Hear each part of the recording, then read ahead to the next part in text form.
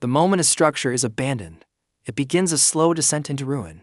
But when a human life ends within its walls, a different, more silent process commences. A body, left alone in a sealed or abandoned building, becomes a closed ecosystem, a final, isolated chapter in a story no one is left to tell. The silence is absolute, broken only by the settling dust and the inexorable march of biology. In this forgotten space, away from the elements and the eyes of the world, the body embarks on a journey dictated entirely by its immediate surroundings. The air grows still, the doors remain shut, and what follows is a grim, natural transformation, a forensic tableau waiting, perhaps for years, to be discovered. The path of decomposition is not a single, linear road. It forks, guided by the unseen hand of the environment. In a dry, abandoned house in a desert climate, the process is one of desiccation.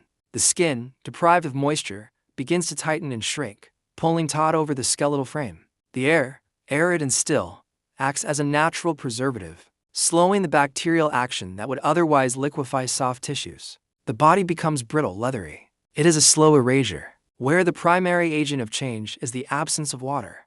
Conversely, in a humid, sweltering structure, a derelict home in the Louisiana Bayou, for instance, the narrative is one of accelerated decay. Moisture in the air fuels a microbial explosion.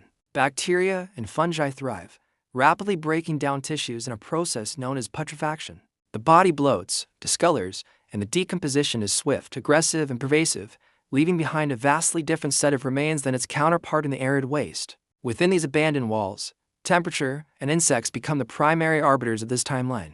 In a house left to the mercy of the seasons, a summer heat wave can accelerate decomposition exponentially. The elevated temperatures create an ideal breeding ground for bacteria, turning the body into a self-contained furnace of decay. The process that might take weeks in a cool environment can be compressed into a matter of days. Conversely, a frigid winter can halt everything. If a body is left in an unheated building in a northern climate, the cold can act as a natural form of refrigeration, preserving the tissues and pausing the microbial clock until the spring thaw.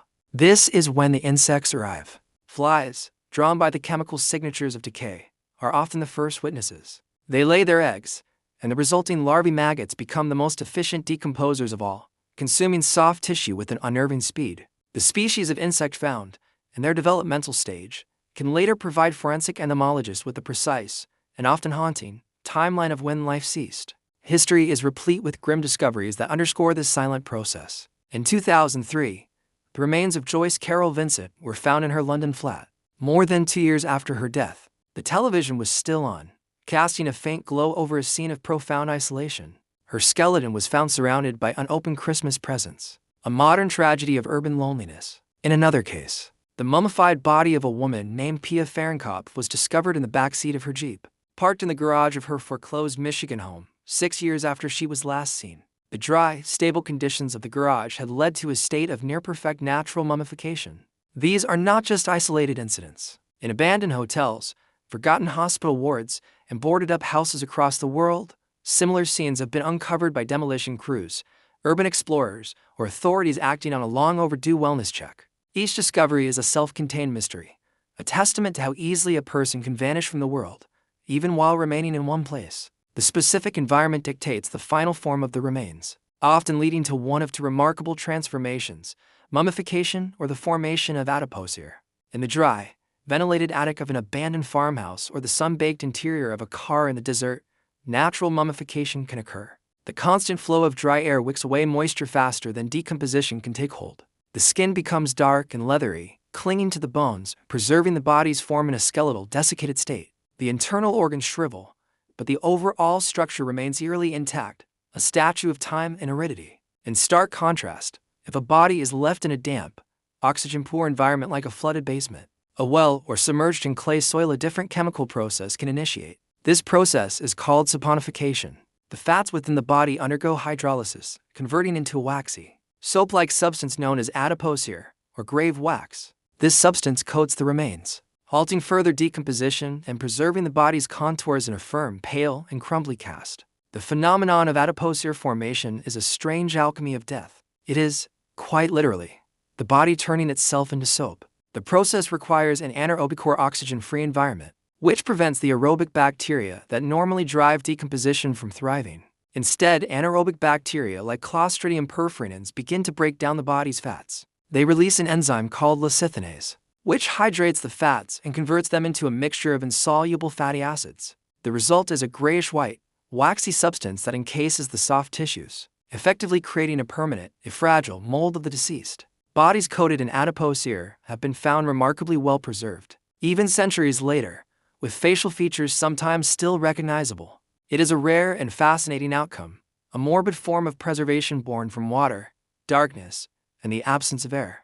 These forensic principles are not merely theoretical. They are applied in some of the most desolate places on Earth. In the Chernobyl exclusion zone, where entire cities were abandoned overnight, any undiscovered casualties would have been subject to unique environmental pressures, including residual radiation, which can affect microbial activity. Similarly, in the thousands of abandoned houses in post-industrial cities like Detroit, forensic teams have pieced together timelines from remains discovered years, sometimes decades, later.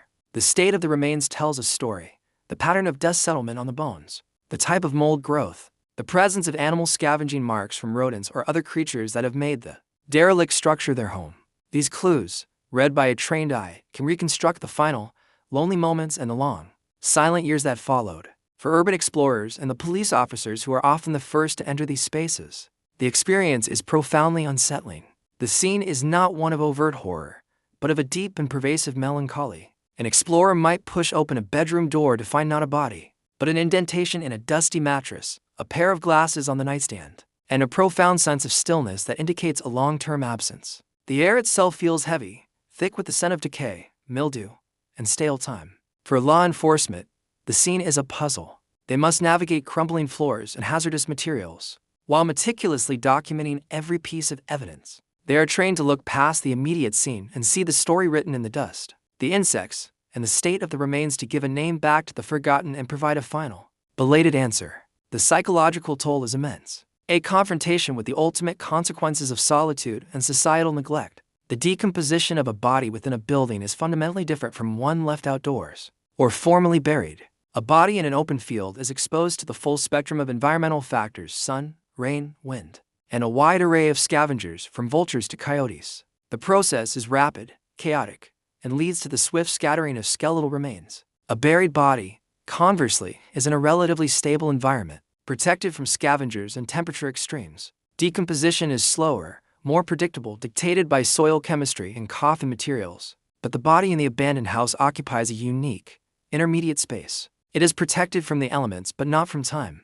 It becomes a microcosm, a sealed experiment in decay, its fate determined by the specific architecture of its final resting place. The walls that once offered shelter and life now form the boundaries of its long and lonely transformation and death. Ultimately, these forgotten spaces serve as silent laboratories for the study of human decay. Forensic anthropology journals are filled with case reports detailing these discoveries, each one adding a new data point to our understanding of postmortem processes. Reports from urban explorers, though not scientific, provide anecdotal evidence of the atmosphere and conditions of these sites, painting a human picture of the desolation. Studies on adipocere and mummification constantly refine our knowledge of the chemical thresholds required for these rare phenomena. Each dusty room, each silent hallway, and each set of remains discovered within holds a wealth of information. They are grim reminders of human fragility and isolation, but they are also invaluable scientific resources, offering a stark, unfiltered look at the biological certainty that awaits us all. It is a story written in dust and bone, one that begins when all other stories have ended.